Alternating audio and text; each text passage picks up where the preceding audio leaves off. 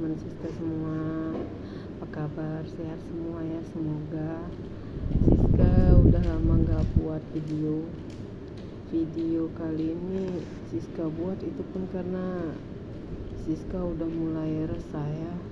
Kemarin Siska udah lihat kayak video-video yang dikirim dari TikTok atau kayak video-video yang Siska lihat di Facebook,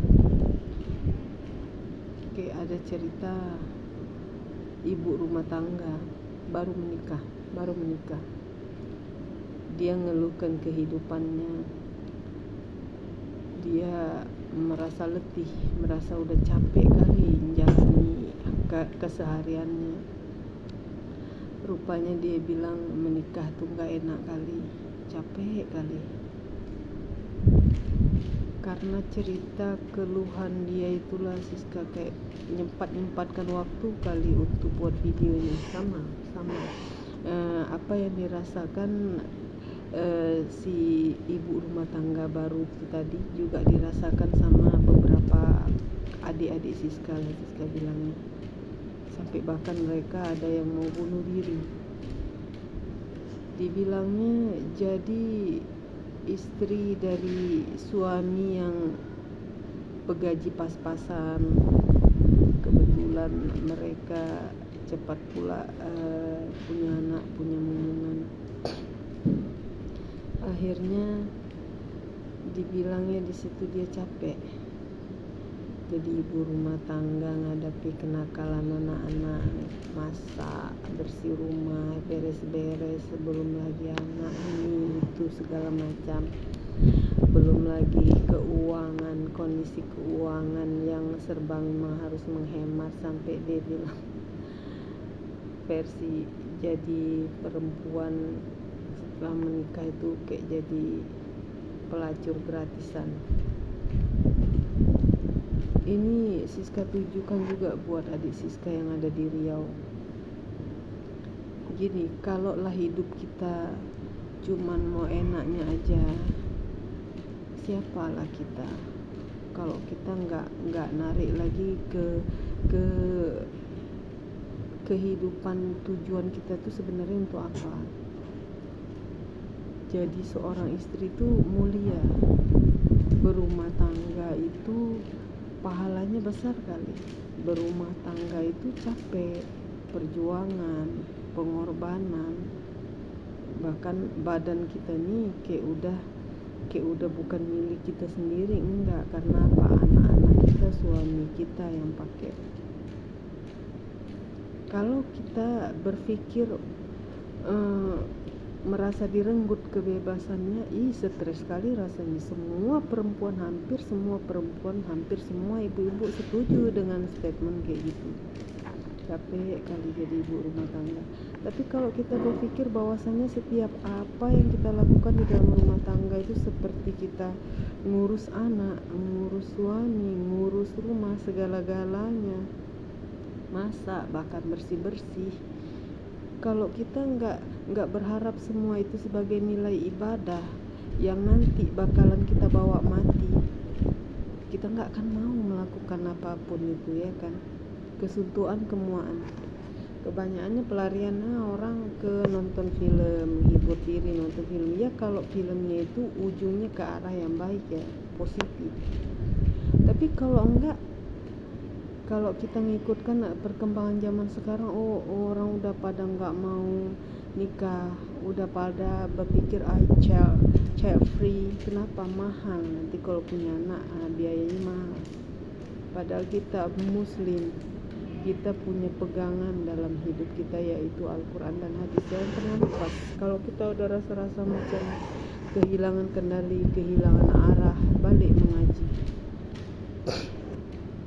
Maka kenapa buku-buku kayak Sirah Nabawiyah, buku-buku kayak sejarah-sejarah perlu kita pelajari lagi. Kenapa? Karena kita perlu tahu kayak mana orang-orang sebelumnya menjalani hidupnya. Kalau bukan karena mengharap rahmat, redho, rezeki, imbalan dari Allah berupa kehidupan yang nyaman setelah kematian kita ini nanti, itulah jadinya nggak mau berumah tangga, nggak mau punya anak, maunya kumpul kebo. Itu merusak anak zaman sekarang. Itulah tantangan zaman ini ya, zaman Gen Z ini. Itulah tantangannya jadi sebagai orang tua.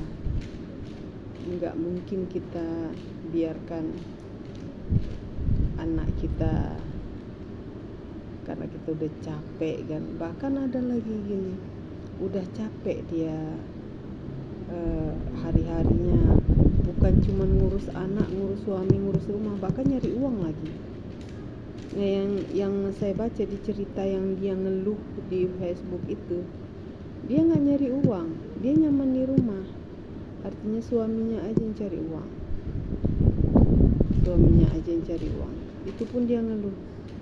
Coba nengoklah ke bawah, nengoklah perempuan tunggal, orang tua tunggal yang besarkan anak-anaknya, yang didik anak-anaknya, tapi stay happy, stay yakin, stay qanaah sama Allah. Coba, jadi kita jangan kiblatnya ke arah yang sekarang ini. Kalaulah kita berpikir sebagai istri itu kita jadi pelacur gratis sendiri, kayak mana orang miskin yang di bawah kita,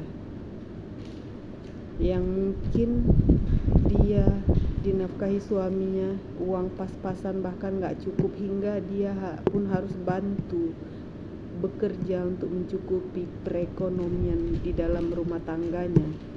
Bahkan gimana lagi ceritanya kalau ada rumah tangga yang pas suaminya sakit, terus tuh yang jadi tulang punggungnya si istri yang kerja banting tulang, terus lagi di rumah nengok anak, ngurus rumah, ngurus suami yang sakit. Kayak mana tuh? Yang dialami nenek kami dulu. Kuat-kuat aja dia, masih sehat aja dia waktu itu, masih waras aja dia waktu itu, enggak stres. Saya rasa tingkat stres masyarakat zaman sekarang ini karena nggak berkaca sama kehidupan yang lalu-lalu, karena nggak berkaca dengan kehidupan yang sudah-sudah. Yang udah dialami nenek kita lebih sulit, yang udah dialami mungkin moyang kita lebih sulit. Oh, kalau kita cerita sirah nabawi, itu kan nabi, taruhlah itu nabi, tapi kehidupan orang-orang sebelum kita, harusnya kita mau menggali sejarah itu dan gak lupa diri.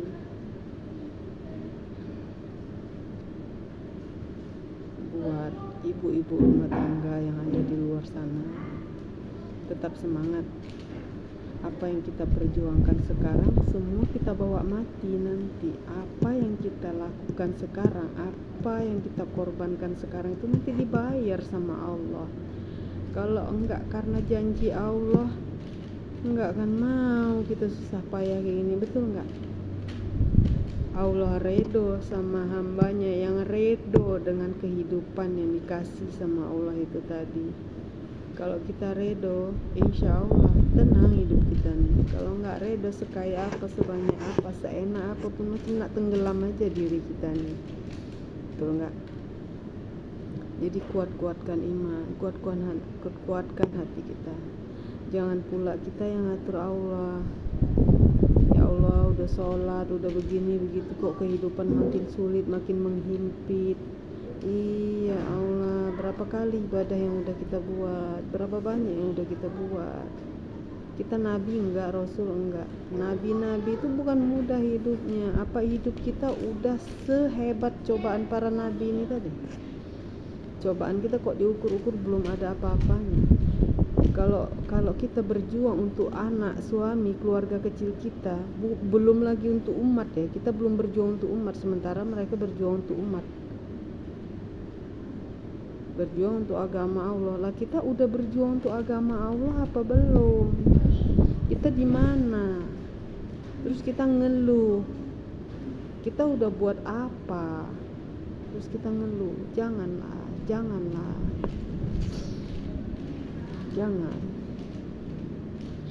Oke. Kami sudahi aja video ini. Video singkat. Ini pun terdesak. Maaf kalau banyak salah cakap. maaf kalau ada yang tersinggung, saya mohon maaf.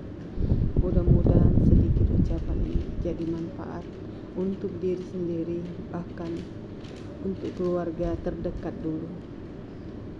Semoga hidup kita terus menjadi manfaat untuk yang lainnya, dan Allah ridho sama apa yang udah kita buat.